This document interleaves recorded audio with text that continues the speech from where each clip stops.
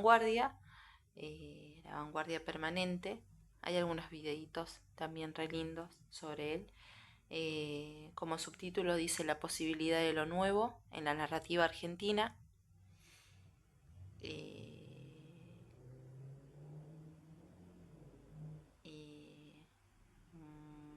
Sí, como subtítulo Cuando el arte ataque. Si escuchan ruidos son mis gatos que están hinchando básicamente. Bueno, va a decir, la letra en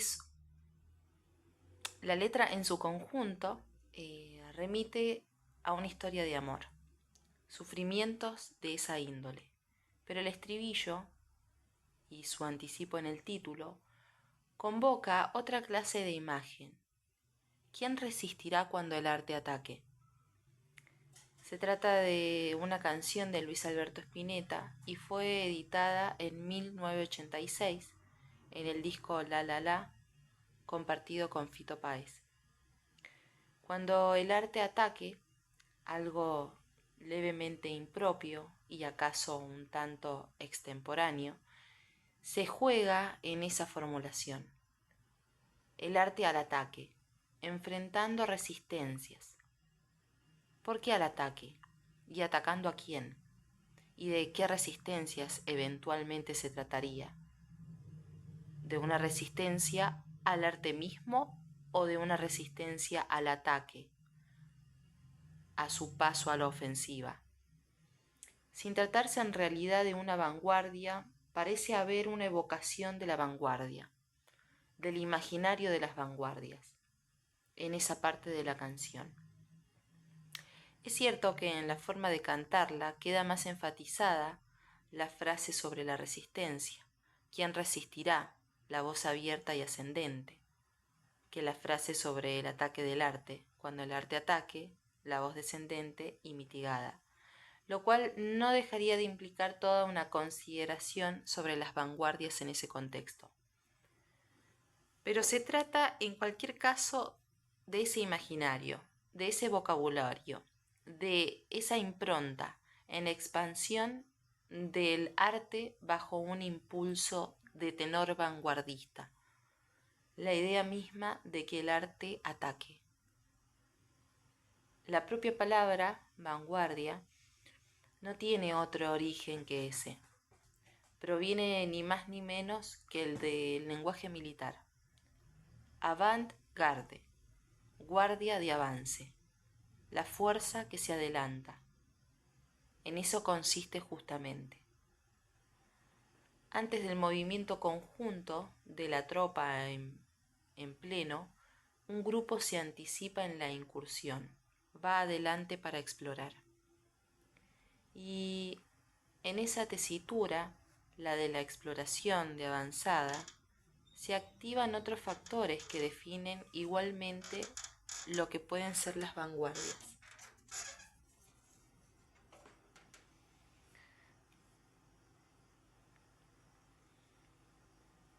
Por lo pronto, aquello que de la exploración se resuelve en experimentación, un afán de novedad, una búsqueda radical de lo radicalmente nuevo, una ruptura radical con lo consabido y con lo establecido, no una mera renovación, como la que puede introducir cualquier corriente estética respecto de las precedentes, sino un gesto mucho más drástico, una puesta al límite de eso que es propio de la sensibilidad moderna, la de la valoración intrínseca de lo nuevo. Adelantarse a explorar, como en la guerra, cobra, en la acepción artística de los conceptos, aún otra inflexión. El avance, más que espacial, ya que es espacial solamente en lo metafórico, pasa a ser más bien temporal. El avant de las vanguardias, su avance y su adelante, más que en el terreno, en el sentido en que se habla de un terreno de operaciones, pasa a darse en lo cronológico. Se avanza hacia el futuro. donde se incuba la promesa de lo nuevo. No sorprende, por lo tanto, que entre las diversas corrientes de vanguardia que surgieron en la primera parte del siglo XX, hubiese dos que, aun teniendo entre sí sustanciales diferencias, adoptaron esa misma denominación: futurismo. Vanguardia, entonces, extremar esa pasión por lo nuevo que inspiró al modernismo de Baudelaire en adelante, explorando y experimentando, apurando los futuros, pero sin atenuaciones de ese tenor belicista que está en la base del término. La vanguardia lo es para entrar en lucha, para confrontar, para combatir. El género vanguardista, por excelencia, está constituido notoriamente por los manifiestos. Casi no hay movimiento de vanguardia que no parta de esta clase de declaración, a la que cabe pensar siempre no solo como una declaración de principios, sino también y sobre todo como una declaración de guerra, dado que el marcado predominio en ellos de aquello contra lo que se está. Ponerse a la vanguardia, ser vanguardia y estar en contra es un espectro por demás diverso. Surrealismo, dadaísmo, expresionismo, futurismo italiano, futurismo ruso, etc. El arte adopta ese temperamento primordial. Primer tramo del siglo pasado, el arte plantea una ruptura visceral con la tradición, aunque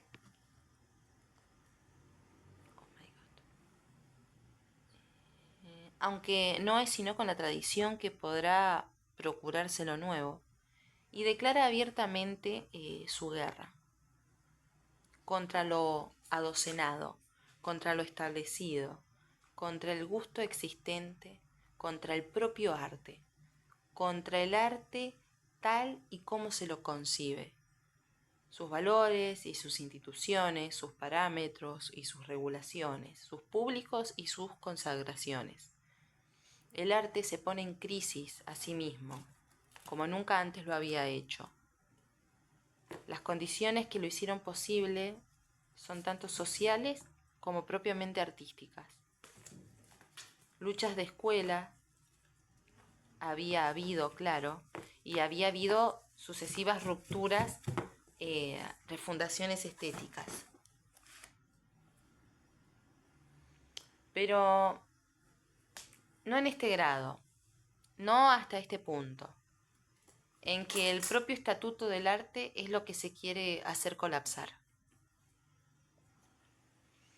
La noción de vanguardia, surgida en la guerra, fue adoptada no solamente en la esfera del arte, sino también en la esfera de la acción política, más concretamente en el marxismo y más concretamente por Lenin.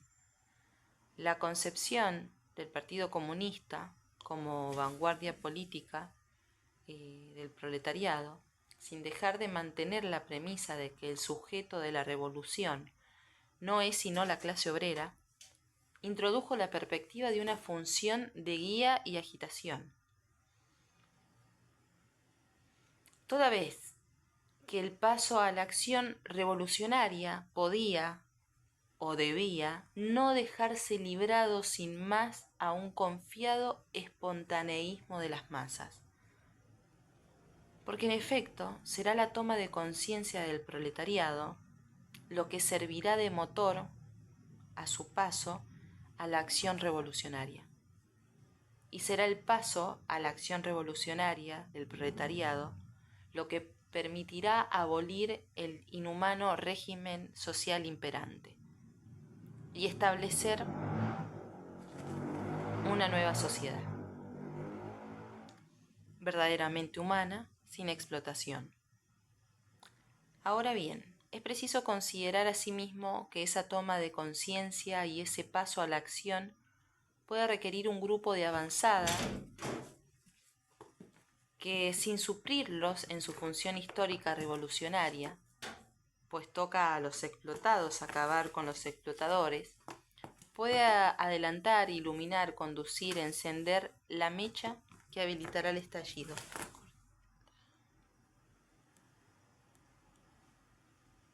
Es otra vanguardia, la política, la revolucionaria, la del leninismo, interpela a la anterior, la estética, ahí donde se intenta abordar una variante singular, la más intensa, por cierto, de la relación entre arte y política.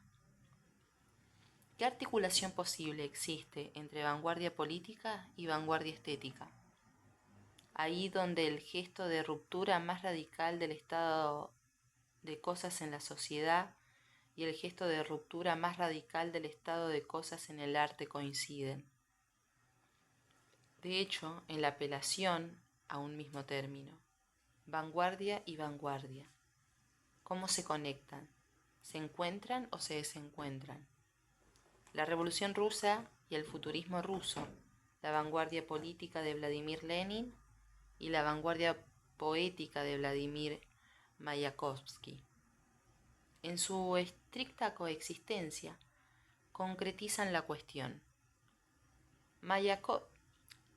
Mayakovsky sueña con una plena confluencia posible y hasta necesaria. ¿No están haciendo acaso los revolucionarios de octubre de 1917 en las sociedades rusas eso mismo que los futuristas están queriendo hacer en esos mismos años en la literatura? Ese sueño de Mayakovsky se realiza parcialmente. La revolución política se lleva a cabo. El futurismo la acompaña con su propia revolución, la literaria. Más que unidas, ya que no llegan a estarlo, se diría que una y otra vanguardia avanzan en correlación. No obstante, Lenin, para el caso, siente más afinidad tanto personal como estética con un novelista del realismo tradicional, como era Máximo Gorki, y aún Trotsky, interesado en el futurismo, le plantea discusiones. Esa correlación, de todos modos, va a desarmarse y estropearse de la peor manera posible, con el viraje al estalinismo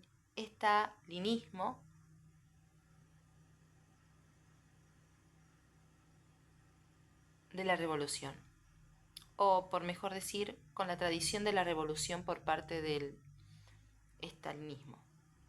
Las vanguardias pasarán a ser condenadas y perseguidas, y el realismo dejará de ser una literatura eventualmente afín para pasar a ser la doctrina oficial del régimen soviético.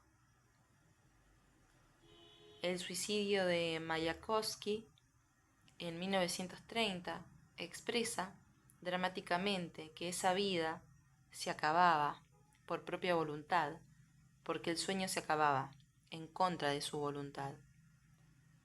No todas las vanguardias, claro, ambicionaron una confluencia así. El surrealismo francés, por ejemplo, cuyo primer manifiesto se fecha en 1924, declaró su adhesión al comunismo, pero no se vio en la situación concreta de formar parte de un proceso revolucionario. Aquel otro futurismo, el italiano, liderado por Marinetti, cuyo manifiesto se fecha en 1909, derivará su fascinación por los nuevos tiempos y las nuevas tecnologías, nada menos que hacia el fascismo, el colmo de lo reaccionario. De manera que esas audacias exploratorias que se proponen luchar en el arte contra todo lo existente no encuentra una correspondencia política unívoca. Y ahí donde pareciera coincidir en una misma pasión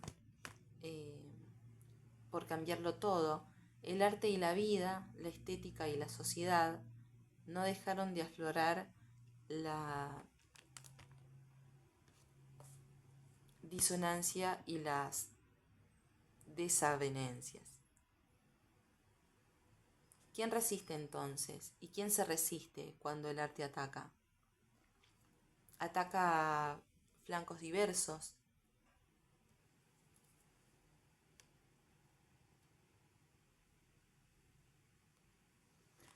Ataca flancos diversos, tal y como puede hacerlo la vanguardia de cualquier ejército.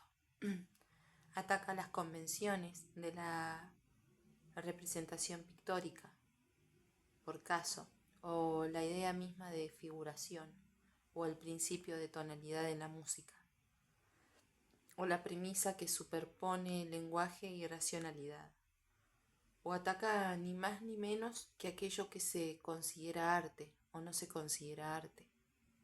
Y así tenemos, por caso, el cubismo, el expresionismo abstracto, la atonalidad y el dodecafonismo. Tenemos el surrealismo o tenemos el célebre, el que terminará por ser célebre, Mingitorio de Marcel Duchamp, firmado y presentado en un museo para alterar revulsivamente la identificación esencial de arte y belleza, de arte y creación personal, para poner en cuestión el acendrado fundamento de la esteticidad intrínseca, para escribir el arte en lo hallado antes que en lo creado, para plantear que es la mirada la que estetiza el objeto, toda vez que se lo convoca o se lo suscita. Vanguardia, entonces, avant, prefijo de adelantamiento, de un osado aventurarse, garde, en el sentido en que se diría ponerse en guardia, estar en vanguardia. A la palabra que contiene ya un prefijo se le han adosado ulteriormente otros prefijos, cuanto menos estos dos, neo, y se habla de neovanguardias en los años 50 y 60, y post, se habla de posvanguardia, desde finales del siglo XX y hasta ahora. Los prefijos, al acumularse, al sumarse uno al otro, producen ya sea una redundancia o ya sea una paradoja. Redundancia podría decirse porque si el avant se expresaba un movimiento hacia lo nuevo, ¿en qué sentido podría adosarse novedad a eso ya nuevo? ¿Cómo entender un movimiento de avance si se resuelve como retorno? ¿Qué resulta de una irrupción, aparición intempestiva, si deviene una reaparición, una vuelta, una segunda vez? ¿Qué queda de lo nuevo en lo nuevo? ¿Cómo puede ser nuevo el de nuevo? Las vanguardias en su regreso como neovanguardias, en el salto que va de comienzos a mediados del siglo XX, se encontraron con ese dilema. ¿Qué venían a expresar los neovanguardias sobre las vanguardias? Su vigencia o su agotamiento, su persistencia o su caducidad. ¿Qué lugar les cabe a las vanguardias en las neovanguardias? ¿Mantienen su poder de ruptura y desconcierto? ¿O si pueden retomarse, citarse, remendarse, no es sino porque se han convertido ellas mismas en una tradición? Eso en cuanto a las neovanguardias, a los movimientos que décadas después se propusieron retomar o reactivar esas vanguardias que ya pasaban a llamarse clásicas. De ahí el dilema: se confirmaba un vanguardismo o se establecía una clasicidad, ya fuera volviendo sobre sus mismos pasos como la segunda ola surrealista, por ejemplo, o ya fuera intentando algo distinto, como el arte pop, por ejemplo, mediante una articulación inédita de arte y cultura de masas. Más desconcertante puede llegar a resultar, en todo caso, el montaje de post y avant, el de la noción de posvanguardia. Si avant supone un movimiento abierto hacia adelante, ¿cómo hacerlo congeniar con esa impronta de clausura y de después que se invoca cuando se dice post? Esa noción, la de posvanguardia, queda integrada, por cierto, a esa verdadera andanada de muertes y de fines, y de pos que cunden casi por doquier. Posmodernidad, posmodernismo, posmarxismo, posverdad, posautonomía, poshistoria. El fin de los grandes relatos, la muerte del sujeto, la muerte del autor. ¿Por qué habría de salvarse las vanguardias? También a ellas se les asestó el acta de defunción, el decreto de finitud, el sello de lo ya caducado, lo concluido, el post como condición de época, de una época que se piensa en sí misma, en un absoluto después, en el después de que todo terminó. De ahí el planteo de Arthur Danton en Después del fin del arte. ¿Qué hay después del fin? Es decir, de los tantos finales. ¿Qué sigue? ¿Qué puede seguir una vez que todo se acaba? En las antípodas de la visión de las vanguardias, de su futuro y de sus futurismos, de su adelante, impera la protesta pesimista. No hay futuro. Y con eso, el tiempo cultural del reciclaje, del pastiche, de lo ya existente, la renuncia a la novedad, o bien su resignado reemplazo por lo falsamente nuevo, la moda retro, otro oxímoron, el continuo más de lo mismo. Posvanguardia. La excursión de avanzada tiene ahora los caminos cerrados. Ese adelante ha quedado atrás. Ese tiempo por venir ya terminó. Lo entendió a la perfección Héctor Libertela cuando escribió: el futuro ya fue.